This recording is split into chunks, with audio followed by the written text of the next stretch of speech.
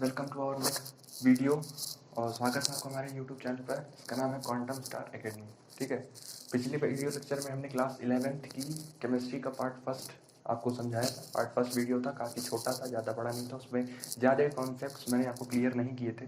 ठीक है, तो आज हम आपको उसी का पार्ट सेकेंड लेकर आए हैं, जहाँ पे पिछले वीडियो में आपने क्या पढ़ा था। आपने पिछले वीडियो में पढ़ा था केमिस्ट्री क्या होती है, कितने तरह की होती है। ठीक है, टाइप्स क्या हो गए ये पढ़ा था आपने।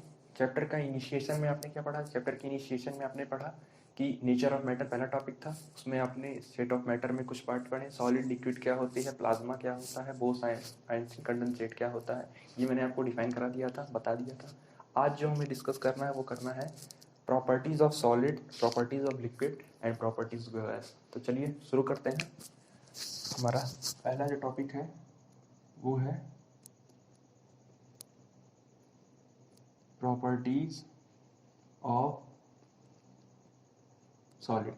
ठीक है, तो ये हमें चुनना है, क्योंकि अगर हम सॉलिड समझ लेते हैं तो वही चीज़ लिक्विड में भी होती है, वही चीज़ गैस में भी होती है। ठीक है, तो हम पहले एक बार सॉलिड का देख लेते हैं यहाँ पे कि सॉलिड में क्या क्या चीज़ें हैं। ठीक है, फिर यहीं पे हम बगल में ही लिक्विड का भी देख लेंगे। ठीक है, सबसे पहले क्या है, सॉलिड में क्या आता है। सबसे पहले हमें 9th में पढ़ा है कि सॉलिड का शेप, सॉलिड का shape plus size plus volume, ये तीनों क्या होता है, ये तीनों फिक्स होता है।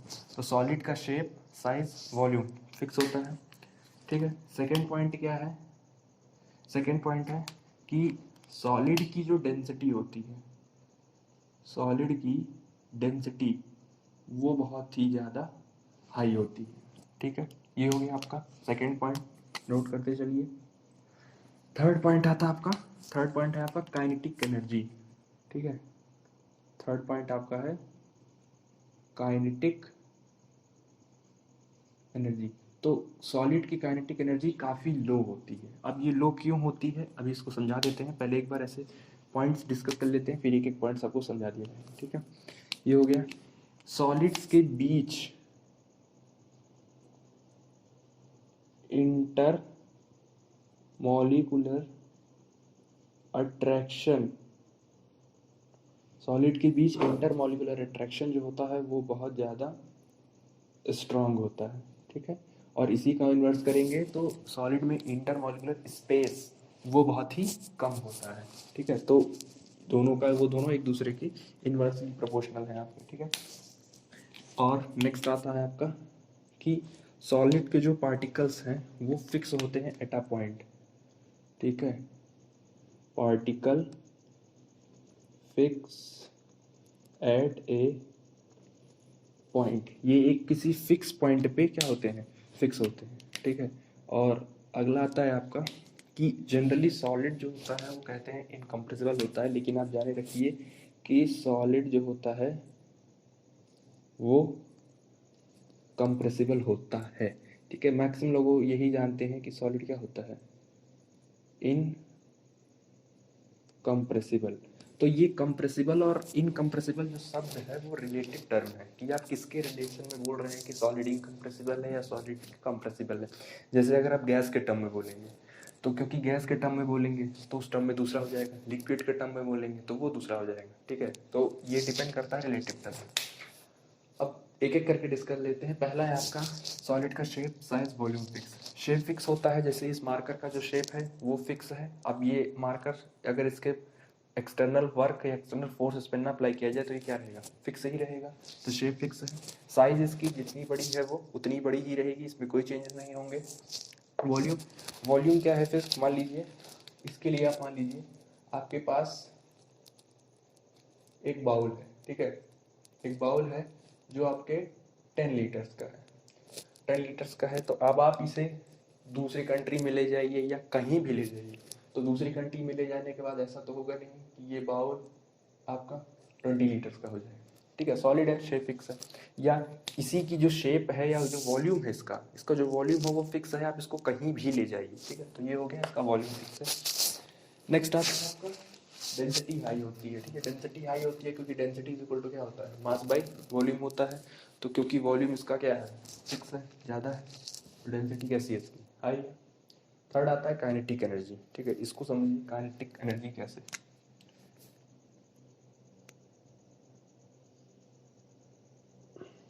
जो सॉलिड होता है ये छोटे छोटे पार्टिकल से मिलकर बना होता है, ठीक है। सॉलिड जो होता है ये ऐसे छोटे छोटे पार्टिकल्स से मिलकर बना होता है। अब मैं किसी इसमें से दो को बाहर निकाल लेता हूँ, ठीक है, इसको और इसको मैं दो को बाहर निकाल लेता हूँ, ये तो मैंने ये इसको शेड कर दिया, इसको शेड कर दिया, और मैं दो इसके नीचे वालों को निकाल लेता हूँ, ये ठीक है, ये देखिए निकल गया।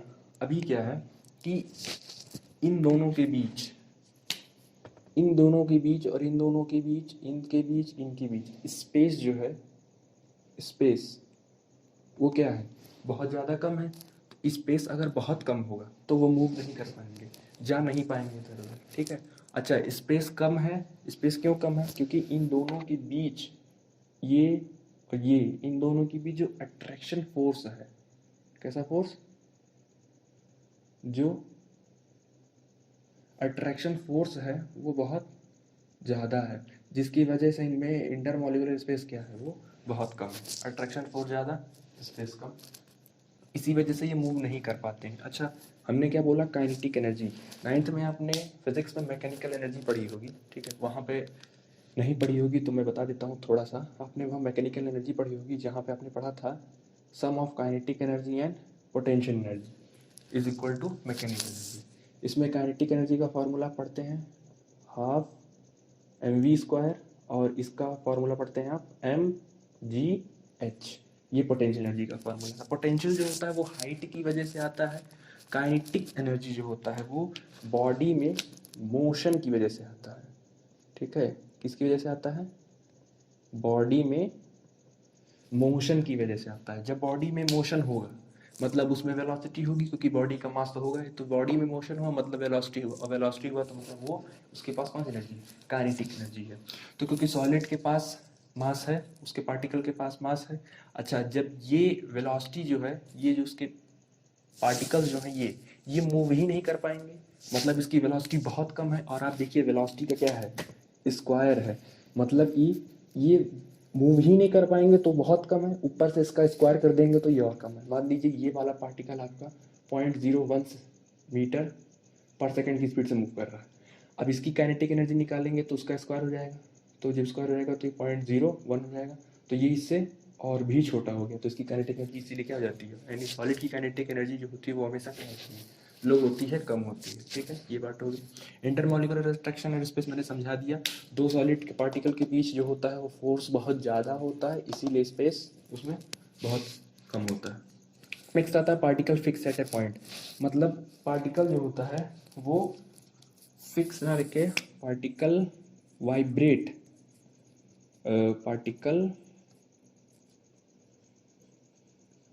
Vibrate eight a fix point, vibrate eight a fix point. Solid के जो पार्टिकल्स होते हैं वो किसी फिक्स पॉइंट पे क्या होते हैं, वाइब्रेट होते हैं। जनरली लास्ट वाला जो मैंने बताया वो कंप्रेसिबल और इनकम्प्रेसिबल है, ठीक है।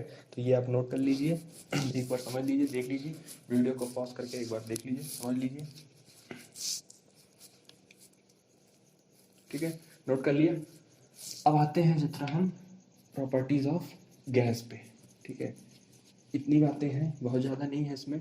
अब नेक्स्ट आते हैं हम प्रॉपर्टीज ऑफ गैस पे, ठीक है। तो ये हो गया आपका सॉलिड, मैं क्या है यहीं पे बढ़ा देता हूँ आपका लिक्विड, और यहीं पे आपको बढ़ा देता हूँ गैस। अच्छा सॉलिड हो गया, तो अब देखते हैं हम लिक्विड, और इसी से इसी का पार्ट हम देखते हैं गैस, ठीक है। तो पहला पॉइंट, सॉलिड का शेप, सॉलिड का कोई शेप होता है,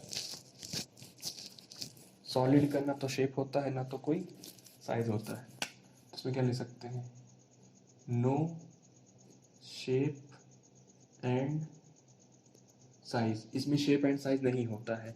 एक्चुअली ये जिस कंटेनर में रखा जाता है वो उसका शेप क्या कर लेता है, एक्वायर कर लेता है, तो उसका कोई शेप नहीं होता। बट इसके पास क्या होता है, वॉल्यूम, कह सकते हैं वॉल्यूम भी, जिसका वो जिस कंटेनर में रखा जाएगा उसी का वो ऑक्यूपाई कर लेगा, ठीक है। सेकेंड है इसका डेंसिटी, इसकी डेंसिटी सॉलिड से थोड़ी सी कम होती है, ठीक है, तो इसकी डेंसिटी जो होती है वो लो होती है। थर्ड काइनेटिक एनर्जी, अच्छा सॉलिड के पार्टिकल जो हैं आप देखिए मैंने बनाया था यहाँ, सॉलिड के पार्टिकल्स ऐसे अरेंज होते हैं, ठीक है, ये हो गए आपके सॉलिड के पार्टिकल्स। गैस के पार्टिकल सॉरी लिक्विड के पार्टिकल ये यहाँ, ये यहाँ, ये यहाँ, ये यहाँ, ये यहाँ और ये यहाँ होते हैं, तो थोड़ा सा दूर दूर होते हैं, जिसकी वजह से इनमें काइनेटिक एनर्जी थोड़ी सी क्या होती है, हाई होती है, ठीक है, काइनेटिक एनर्जी इनके में थोड़ी हाई होती है। इंटरमोलिकुलर अट्रैक्शन मैं शॉर्ट में ले लेता हूँ, इंटरमोलिकुलर अट्रैक्शन क्या होगा, थोड़ा सा वीक होगा, ठीक है, तो अगर ये वीक होगा तो इसमें स्पेस क्या होगा, हम कह सकते हैं inversely proportional to intermolecular space. Intermolecular attraction is inversely proportional to intermolecular space, attraction कम है दोनों पार्टिकल्स के बीच, जो ये अट्रैक्शन है वो कम है, तो कम है तो इसीलिए इनके बीच में स्पेस क्या है, ज़्यादा है, ठीक है। बाकी आपका लिक्विड जो होता है वो कंप्रेसिबल होता है, ठीक है, लिक्विफाइड पेट्रोलियम गैस हमने देखा है तो उसको कंप्रेस करके ही रखते हैं वहाँ पे, ठीक है। नेक्स्ट आता है आपका गैस, अच्छा लिक्विड के पास एक, हाँ ठीक है, और नेक्स्ट आता है आपके पास गैस। अब डिस्कस कर लें हम गैस के बारे में, ठीक है। अच्छा लिक्विड की एक कह सकते हैं, और तो इसकी काइनेटिक एनर्जी बहुत हाई नहीं होती है, मतलब हाई होती है, तो काइनेटिक एनर्जी अगर हाई होगी तो इसके पार्टिकल्स में मोशन क्या होगा, रैंडम मोशन होगा, मतलब ये इधर भी जाएगा, इधर भी जा सकता है, ये इधर जाएगा, ये इधर जाएगा, ये इधर जाएगा, ये इधर जाएगा, मतलब लिक्विड के जो पार्टिकल्स होते हैं वो कहीं पर भी जा सकते हैं आपके, ठीक है, तो ये आपका लिक्विड के पार्टिकल्स हो गया, ठीक है। और लिक्विड के पास एक टेंडेंसी और होती है कि ये हाई टू लो फ्लो कर सकता है, मतलब कि हाई लेवल से लो लेवल की तरफ ये फ्लो कर सकता है, ठीक है, ये इसके पास ऐसी प्रॉपर्टी और होती है। अब डिस्कस कर लें गैस के बारे में। अच्छा गैस का ना तो शेप होता है, ना तो साइज होता है, ना तो वॉल्यूम होता है, नो शेप साइज वॉल्यूम, ठीक है। डेंसिटी तो इसकी बहुत ही लो होगी, काइनेटिक एनर्जी इसकी बहुत ज़्यादा हाई होगी, मोशन बहुत ज़्यादा बढ़ जाएगा क्योंकि गैस के पार्टिकल एक यहाँ है, एक यहाँ है, एक यहाँ है। नेक्स्ट आपका रैंडम मोशन बहुत बढ़ जाएगा। इंटरमोलिकुलर अट्रैक्शन इसमें क्या हो जाएगा, और वीक हो जाएगा, तो मैं और वीक कर देता हूँ, सेम कॉन्सेप्ट इंटरमोलिकुलर स्पेस और ज़्यादा हो जाएगा, ठीक है। इसमें भी एक प्रॉपर्टी वही होगी और इस प्रॉपर्टी को हम डिफ्यूज़न बोलते हैं, ठीक है। ये पॉइंट है, एक नोट कर लीजिए, इसको हम डिफ्यूज़न बोलते हैं, ठीक है, मतलब movement of particle particles from their higher concentration to their lower concentration is called diffusion, ठीक है, यही होता है। गैस का एग्जांपल आप जनरली क्या ले सकते हैं, गैस का एग्जांपल आप जनरली ले सकते हैं CO2 हो गया, O2 हो गया, N2 हो गया, तो ये सब आप ले सकते हैं इसमें, ठीक है। तो इतनी बातें हैं, एक बार देख लीजिए, नोट कर लीजिए जो नहीं समझ में आया हो, ठीक है, वीडियो में कमेंट कीजिए, कमेंट बॉक्स में कमेंट कर दीजिएगा, देख लीजिए, नोट कर लीजिए, और कोई भी पॉइंट अगर नहीं समझ में आया हो एक बार चेक कर लेते हैं फिर से। सॉलिड का शेप साइज वॉल्यूम फिक्स होता है, लिक्विड का नो शेप नो साइज होता है, गैस का कुछ नहीं होता है, डेंसिटी हाई, इसकी लो, इसकी और लो, काइनेटिक एनर्जी इसकी सबसे कम, इसकी उससे ज़्यादा, इसकी उसके ज़्यादा। रीज़न इसका रीज़न आपका नीचे है, intermolecular attraction space, molecular attraction space, molecular attraction space, उसका नीचे आप बता देंगे। पार्टिकल्स वाइब्रेट करते हैं, ये वाइब्रेट नहीं है, मूव ही कर सकते हैं, तो वाइब्रेट करने का फिक्स नहीं आता कोई, ठीक है। तो ये इतना बातें हो गई आपकी properties of solid liquid gas. अच्छा इसके बारे में एक बात और आती है, डिफ्यूज़न, ठीक है। एक हम दो टॉपिक आता है, एक डिफ्यूज़न और एक ऑस्मोसिस, बच्चों को बहुत कन्फ्यूज़न होती है, ठीक है, तो हम एक बार डिस्कस कर लेते हैं डिफ्यूज़न एंड ऑस्मोसिस, ठीक है। पढ़ते रहिए और कोई दिक्कत हो तो बताइए, और नेक्स्ट वीडियो आपको किस पार्ट में चाहिए ये भी बता दीजिए, किस चैप्टर पे चाहिए आपको। हालांकि फिजिक्स के वीडियोस अपलोड हो रहे हैं क्लास सेकेंड ईयर के कैपेसिटेंस के, और हमारे भी होते जाएंगे, ठीक है। तो आपके पास दो टॉपिक है, एक क्या है, एक है डिफ्यूज़न और एक है ऑस्मोसिस। इसमें बच्चों को बड़ी कन्फ्यूज़न रहती है कि डिफ्यूज़न और ऑस्मोसिस में अंतर क्या होता है। तो ये जानिए, डिफ्यूज़न में क्या होता है, जनरली डिफ्यूज़न किस में होता है? डिफ्यूज़न होता है सॉलिड में, लिक्विड में, गैस में। ऑस्मोसिस जो होता है वो लिक्विड में होता है, ठीक है। मेनली जो है ऑस्मोसिस लिक्विड में इस्तेमाल करते हैं।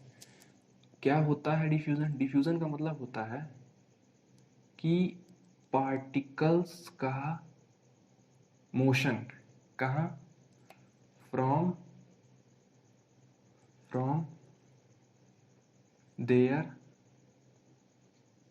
High concentration to low concentration, ठीक है। इसमें आपको ध्यान देने वाली बात क्या है कि पार्टिकल्स का मोशन हाई कंसंट्रे लो कंसंट्रेशन की तरफ होता है, उसको हम क्या बोलते हैं? डिफ्यूज़न बोलते हैं, ठीक है। नेक्स्ट आता है ऑस्मोसिस क्या होता है। अच्छा, ऑस्मोसिस के बारे में एक बात और जानिए कि ऑस्मोसिस जो है वो स्पेशल टाइप ऑफ डिफ्यूज़न है, ठीक है। ये डिफ्यूज़न का ही पार्ट है, आप उसको अलग मत समझिए। ऑस्मोसिस जो होता है वो डिफ्यूज़न का एक स्पेशल टाइप है। इसमें क्या होता है, इसमें भी पार्टिकल्स का मोशन क्या होता है, from their higher concentration to lower concentration. लेकिन क्योंकि यहाँ पे बताया नहीं गया है किसमें, अब क्योंकि ये लिक्विड में होता है तो लिक्विड जो होता है वो आपका डाइल्यूट भी होता है और कंसंट्रेटेड भी होता है। यानी लिक्विड है मतलब सोल्यूशन है। सोल्यूशन में दो पार्ट होता है, एक होता है सोल्यूट, एक होता है सॉल्वेंट, ठीक है। तो इसको थोड़ा ध्यान से समझिएगा कि आपका सॉल्यूशन, और सॉल्यूशन किससे बनता है? सॉल्यूशन दो पार्ट से मिलकर बनता है। कौन कौन सा? एक होता है सॉल्यूट जिसकी मात्रा कम रहती है, दूसरा आपका होता है सॉल्वेंट जिसकी मात्रा ज़्यादा होती है, ठीक है। ये हो गया सॉल्यूट, ये हो गया विलेयन। तो इन दोनों से मिलकर क्या बनता है? सॉल्यूशन बनता है। अब इन दोनों का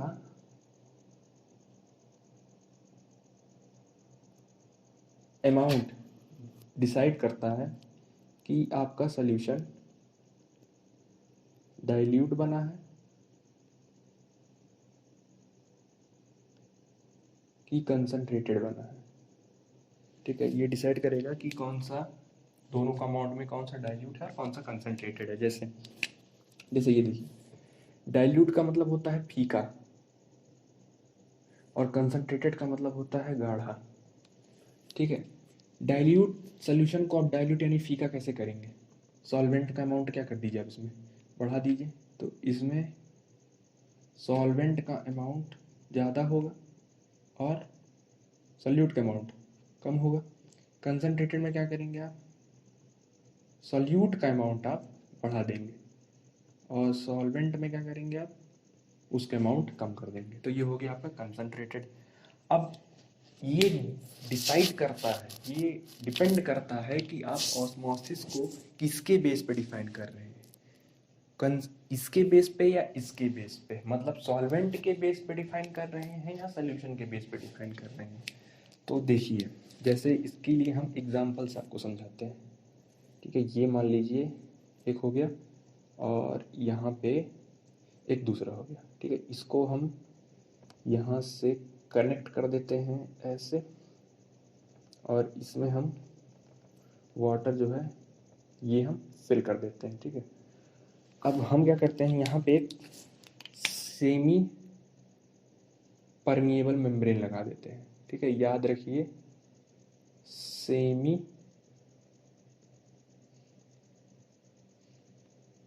परमिएबल मेम्ब्रेन लगा देते हैं, ठीक है। अब हमारा जो ये पहला पार्ट है इसको हमने ए बना लिया, दूसरा वाला हमने बी बना लिया। अब आप सोचिए कि कहाँ से कहाँ, अगर हम इन टर्म्स ऑफ बात करें, मान लीजिए हमने कह दिया कि ये वाला सॉल्यूशन डाइल्यूट है और ये वाला सॉल्यूशन कंसंट्रेटेड है। आपको बताना है कि वाटर किधर से किधर मूव करेगा, वाटर ए से बी मूव करेगा या वाटर बी से ए मूव करेगा। ठीक है, वीडियो को पॉज करिए, सोचिए कि किधर मूव करेगा। ठीक है, सोच लिए, चलिए देखते हैं किधर मूव करेगा। देखिए क्या है कि हमने क्या कहा कि ऑस्मोसिस जो है एक तरह का क्या है, स्पेशल टाइप ऑफ डिफ्यूजन है। अच्छा, अब डिफ्यूजन की डेफिनेशन क्या है, हायर कंसंट्रेशन से लोअर कंसंट्रेशन, मतलब वाटर जहाँ ज़्यादा होगा वहाँ से कम की तरफ जाएगा। अच्छा, वाटर कहाँ ज़्यादा होगा, कंसंट्रेटेड में कि डाइल्यूट में। अच्छा, डाइल्यूट है, इसका मतलब सॉल्वेंट क्या है, ज़्यादा है, मतलब इसमें वाटर क्या रहा होगा, ज़्यादा। तो इसीलिए वाटर का जो मूवमेंट है, ठीक है ध्यान से सुनिए, वाटर का जो मूवमेंट है वो किधर से किधर जाएगा, ए से बी की तरफ। तो जिन लोगों ने ए से बी लगाया था उनका सही है। ठीक है, अब कब हम कभी कभी किसी किसी किताबों में आप पढ़ते हैं कि ऑस्मोसिस लिखा रहता है movement of particle from their lower concentration to their higher concentration. ठीक है, टर्म को डेफिनेशन को ध्यान से पढ़िए, लोअर कंसंट्रेशन बोलता है, लोअर कंसंट्रेशन। अच्छा, कंसंट्रेशन बोला तो कहाँ पर कंसंट्रेशन कम रहेगा, अगर हम सल्यूट की बात करते हैं तो सल्यूट का कंसंट्रेशन कहाँ है, बी में ज़्यादा रहेगा, कंसंट्रेटेड ज़्यादा है, हाई है कंसंट्रेशन उसका। ए में क्या कंसंट्रेशन उसका, बहुत कम है। तो वो डिपेंड करता है आप कंसंट्रेशन कौन सा लिए। ठीक है, तो जब आप वाटर की बात करेंगे तो यहाँ वाटर में उसका कंसंट्रेशन ज़्यादा है, यहाँ पे ज़्यादा है। अब आप सोल्यूशन की बात करेंगे तो सोल्यूशन में आप जहाँ देखेंगे सोल्यूशन में ये खाड़ा ज़्यादा है, यहाँ पे सोल्यूशन में मतलब सॉल्यूट ज़्यादा है, तो ये यहाँ से है। वाटर की बात करेंगे यहाँ, और जब सोल्यूट की बात करेंगे तो B2 है। ठीक है, तो ये बातें याद रखिएगा और अपनी डेफिनेशन में इसको मेंटेन रखिएगा। सेमी परमिएबल मेम्ब्रेन, ठीक है, osmosis is a special type of diffusion in which the movement of particle या मूवमेंट ऑफ सॉल्वेंट पार्टिकल, ठीक है, solvent particle from their higher concentration to lower concentration through semi permeable membrane. ठीक है, ये बात याद रखिएगा, इसमें दोनों बच्चों को बहुत कन्फ्यूजन होती है। अगर नहीं समझ में आया होगा तो आप कमेंट बॉक्स में कमेंट करिएगा, इसका फिर से सेपरेट वीडियो बना देंगे, अच्छे से और समझा देंगे। हालांकि क्योंकि ये टॉपिक मैं था नहीं उसमें, मैंने थोड़ा सा प्रयास किया है, तो इतना आप देख लीजिएगा, अगर कोई दिक्कत होगी तो बना लीजिए, नोट कर लीजिए। ठीक है, बना लिया, नोट कर लिया। चलिए अगला, अगला है आपका एनसीईआरटी में दिया है, बहुत थोड़ा सा ही दिया है, inter conversion of state of matter. ठीक है, क्या दिया है, inter conversion of state of matter. अब इसी में आपका टॉपिक भी दिया है और ये क्वेश्चन भी बनता है। क्या दिया है, inter conversion of state of matter, मतलब स्टेट ऑफ मैटर जो है वो कन्वर्ट हो सकता है कि नहीं हो सकता है। अब क्योंकि आपके पास स्टेट ऑफ मैटर कौन कौन सा है, सॉलिड, लिक्विड एंड गैस, यही तीन है आपके पास। अब ये कहने का मतलब है सॉलिड लिक्विड में जा सकता है कि नहीं, लिक्विड से फिर सॉलिड आ सकता है कि नहीं, लिक्विड से गैस जा सकता है कि नहीं, और गैस से लिक्विड वापस आ सकता है कि नहीं। तो ये बातें हैं कि सॉलिड से लिक्विड कन्वर्ट हो सकता है या नहीं।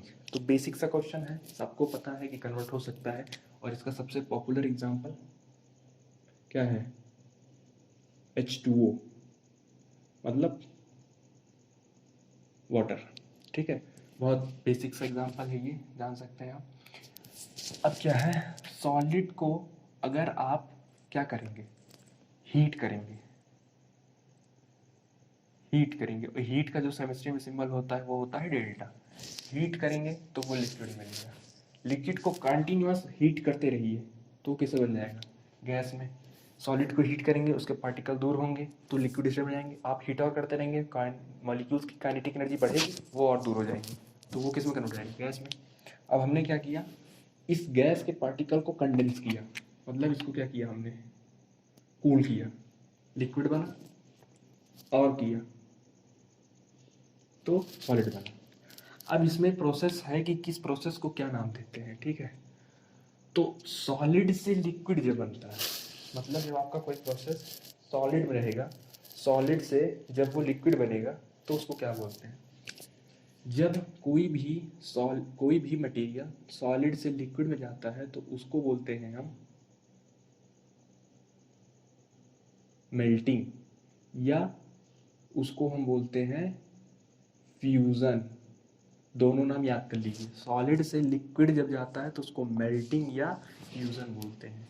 अब लिक्विड से गैस जाएगा तो हम बचपन पढ़े हैं, क्या पढ़े हैं? इवापोरेशन, वाटर साइकिल पढ़े ना। तो लिक्विड जब इवापोरेट होता है तो वो गैस में चला जाएगा, गैस से लिक्विड आएगा, वाटर साइकिल याद करिए, इवापोरेट होता है, पानी ऊपर जाता है, बादलों में कंडेंस होता है, फिर पानी बन के नीचे गिरता है। इसका मतलब क्या बनेगा यहाँ? गैस से लिक्विड, कंडेंसेशन। एंड लिक्विड से सॉलिड, लिक्विड में जब आप, सबके घर रेफ्रिजरेटर होगा, फ्रिज होगा, आप बर्फ फ्रीजर में रखते हैं तो फ्रीजर में लिक्विड रखते हैं और वो उसको फ्रीज कर देता है, इसीलिए इस प्रोसेस को हम बोलते हैं फ्रीजिंग पॉइंट या फ्रीजर बोलते हैं। अब कुछ बातें और इसमें देखिए, जैसे कुछ मटेरियल्स ऐसे भी होते हैं जो सीधे सॉलिड से गैस में कन्वर्ट हो जाते हैं। तो सॉलिड से जो सीधे गैस में कन्वर्ट होते हैं, ऐसे प्रोसेस को हम बोलते हैं सब्लिमेशन। और इसका एग्जांपल आपके घर में रोज है क्या? कैम्फर, कपूर हो गया, और इसका एक एग्जांपल और होता है नैप्थलीन बॉल। ये दोनों एग्जांपल आपके हो गए सब्लिमेशन।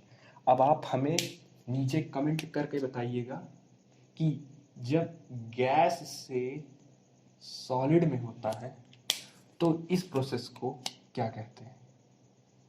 ठीक है, अगर आपको आता होगा तो आप कमेंट में कमेंट करिएगा, बताइए कि सॉलिड से गैस में सब्लिमेशन कहते हैं, तो गैस से सॉलिड के प्रोसेस को क्या कहते हैं? ठीक है, खोजिएगा, कमेंट करिएगा।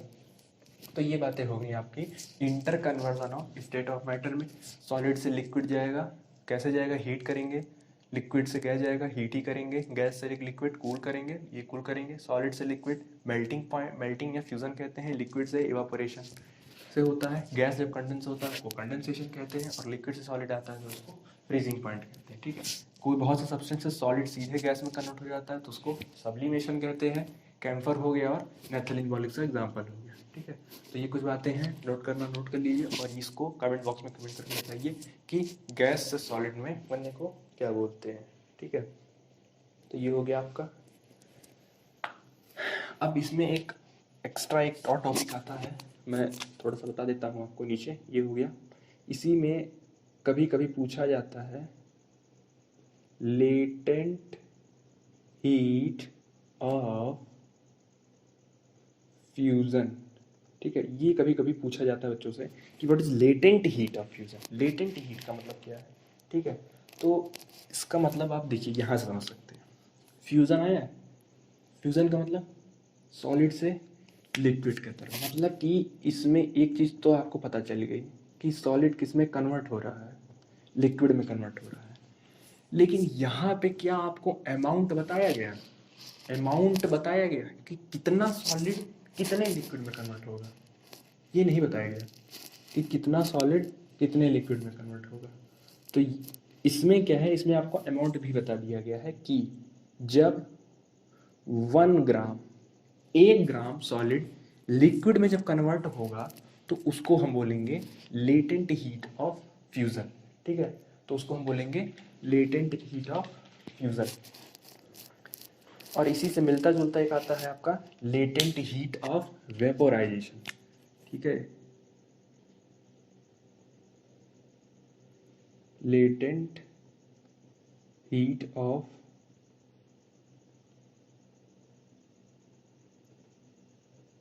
वेपोराइजेशन। ठीक है, वही सेम है। अब क्योंकि वेपराइजेशन वेपर में कन्वर्ट हो रहा है, मतलब लिक्विड से गैस में जा रहा है, इवापोरेट हो रहा है, तो लिक्विड से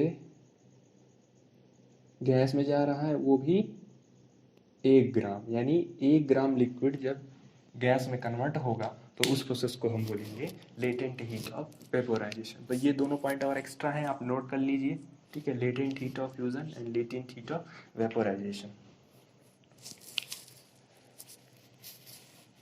ठीक है, नोट कर लीजिए वीडियो को पॉज करके, और इसका कमेंट बॉक्स में कमेंट करके बताइए क्या होगा, ठीक है। अच्छा, कुछ इसमें बातें और आती हैं, जैसे कुछ बातें ये आती हैं कि कभी कभी क्या होता है कि आपसे एवापोरेशन पूछा जाएगा कि एवापोरेशन किस टेम्परेचर पे होता है। तो एवापोरेशन सभी टेम्परेचर पर होता है, उसके लिए कोई फिक्स नहीं होता है।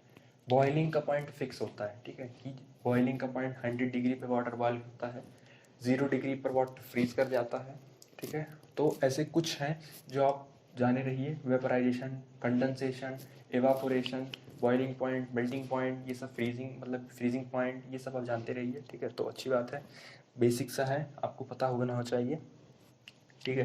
तो ये बातें हो गई।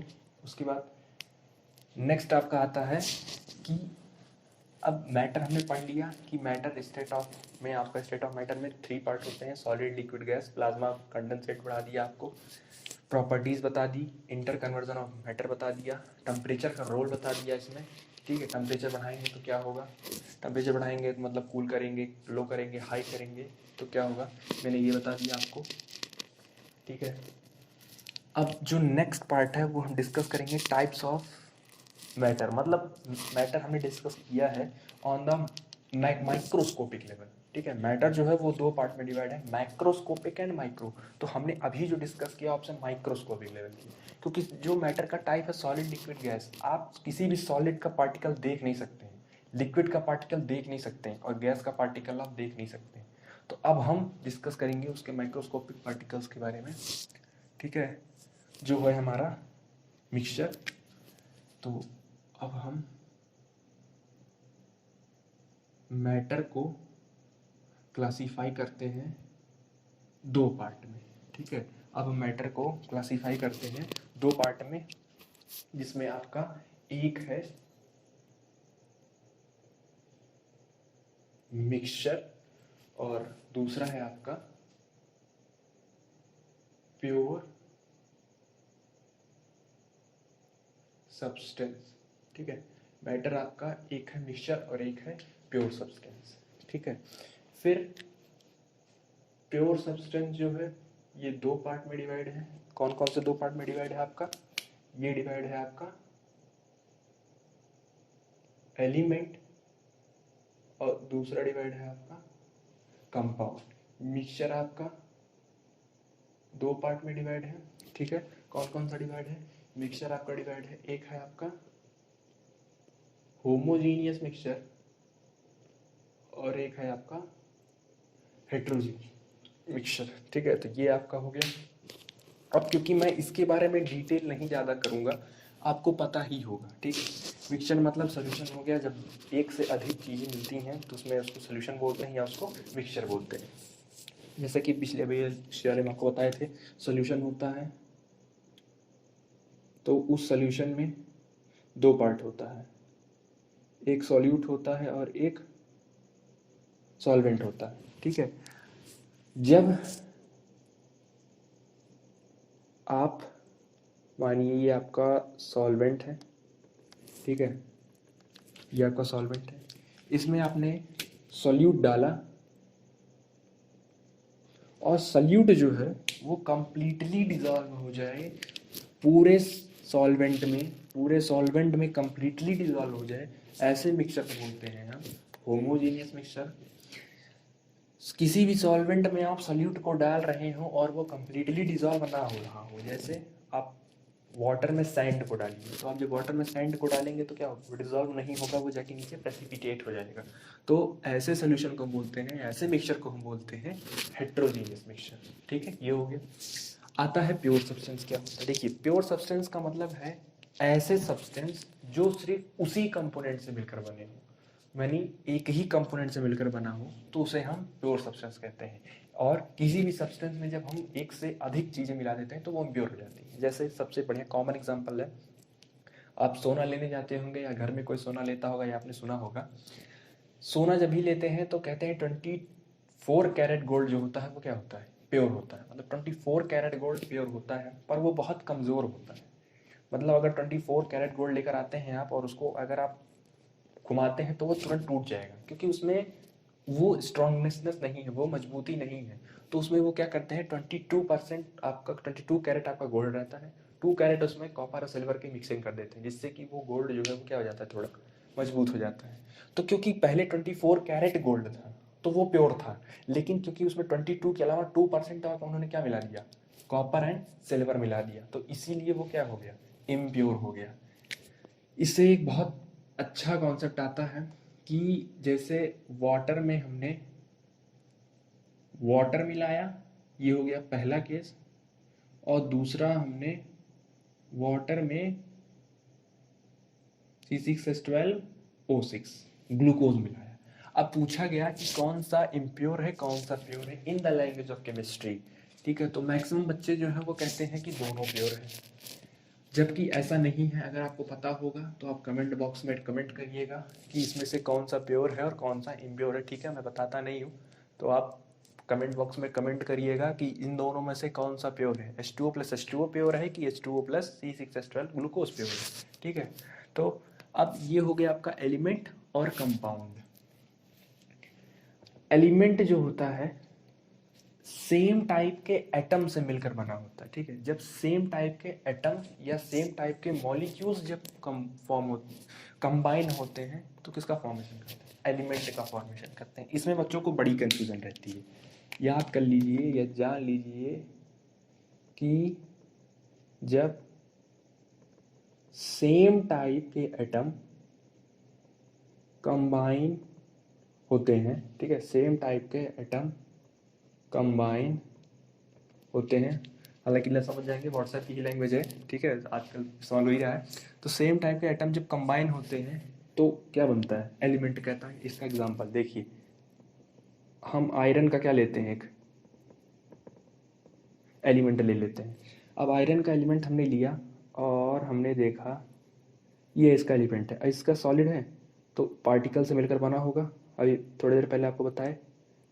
तो ये आपका उसके पार्टिकल हो गया, सॉलिड हो गया। अब इस एलिमेंट का जो ये एक पार्ट है ये क्या कहलाएगा, एटम। ये भी क्या कहलाएगा, एक एटम। मतलब इसमें जो सभी एटम है वो कैसे हैं, एक जैसे हैं।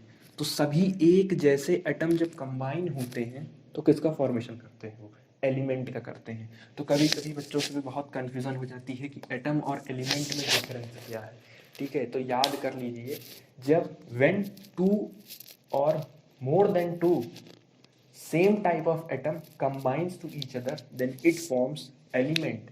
ठीक है, जब एक ही तरह के एटम्स कंबाइन होते हैं एक ही तरह के तो क्या बनाते हैं, एलिमेंट का फॉर्मेशन करते हैं। सेम वहाँ रहेगा। कंपाउंड में जब एक ही तरह के या डिफरेंट एलिमेंट भी कंबाइन करेंगे तो वो क्या होगा, कंपाउंड ही होगा। जैसे मान लीजिए यहाँ पे एग्जांपल आपका, मान लीजिए हाइड्रोजन एलिमेंट है। अब ये एलिमेंट से एलिमेंट मिला, कंपाउंड मिला। अब समस्या ये है कि ये कंपाउंड प्योर सब्सटेंस कैसे, जैसे आप H2O में H2O डालेंगे तो ये कंपाउंड है और उसमें आप H2O ही डाल रहे हैं तो वो कोई फर्क नहीं पड़ा उसकी केमिकल प्रॉपर्टी में, तो इसीलिए क्या रहेगा, ये प्योर रहेगा। ये पानी में पानी डालिए तो इम्प्योर नहीं होगा, वो पानी में आप पानी डालेंगे तो वो प्योर ही रहेगा, क्योंकि कंपाउंड क्या है, सेम है। कंपाउंड सेम होने की वजह से अब ऐसा तो है नहीं कि पानी में डालेंगे तो हाइड्रोजन टूट जाएगा और ऑक्सीजन अलग हो जाएगा। ये जनरली कब होता है, जब हम इलेक्ट्रिसिटी प्रोवाइड करते हैं, इलेक्ट्रोलिसिस का प्रोसेस करते हैं, तब हमारा H प्लस और OH पे सोल्यूशन में क्या होता है, टूट जाता है। नॉर्मल कंडीशन में नहीं है, घर में ग्लास लिया पानी डाला तो वो टूट गया, ऐसा नहीं होता है। ठीक है, तो ध्यान रहिए, नहीं तो फिर कहेंगे ऐसा होता है। हम तो जनरल से रिएक्शन में H प्लस OH तोड़ देते हैं, लेकिन वो जो रिएक्शंस होते हैं वो उसमें हीट पैदा होती है, क्योंकि किसी भी रिएक्शन को कराने के लिए हीट की रिक्वायरमेंट होती है। तो उस रिएक्शन जो गवर्न हो रहा है उसमें अगर हीट है तो वो ऑटोमेटिकली डिसोसिएट हो जाएगा, अपने टर्म को डिसोसिएट कर देगा। ठीक है, तो ये हो गया आपका mixture, homo, hetero, element, compound, pure substance, matter. ठीक है, इसके बारे में आप पढ़ लीजिएगा एक बार, फिर से किताबों में देख लीजिएगा। उम्मीद करते हैं कि आज हमने आपको जो भी पढ़ाया वो आपको समझ में आया होगा। ठीक है, नेक्स्ट पार्ट इसके बाद ले जाते हैं। थोड़ी सी ऑडियो और वीडियो की मैंने आज कोशिश की है सही करने की। ठीक है, थोड़ी सी कोशिश की है सही करने की, तो अगर अच्छा लगा जो मैंने आपको जो भी पढ़ाया, अगर आपको पसंद आया तो इसे लाइक कीजिए, शेयर कीजिए, सब्सक्राइब कीजिए, फ्रेंड्स में शेयर कीजिए, जिससे आपके दोस्तों को भी डाउट पूरा हो सके। ठीक है, वीडियो से रिलेटेड कोई भी कमेंट हो, कोई भी सजेशन हो तो कमेंट बॉक्स में लिखिए। जो मैंने क्वेश्चन पूछा है उसको कमेंट बॉक्स में कमेंट करते रहिए, जिससे आप पता लगे कि आप पढ़ रहे हैं। ठीक है, क्योंकि पढ़ने का उस समय थोड़ा माहौल नहीं है, तो पढ़ते रहिए। कोई डाउट हो कमेंट बॉक्स में कमेंट कर दीजिए, पढ़ाई करते रहिए। All the very best.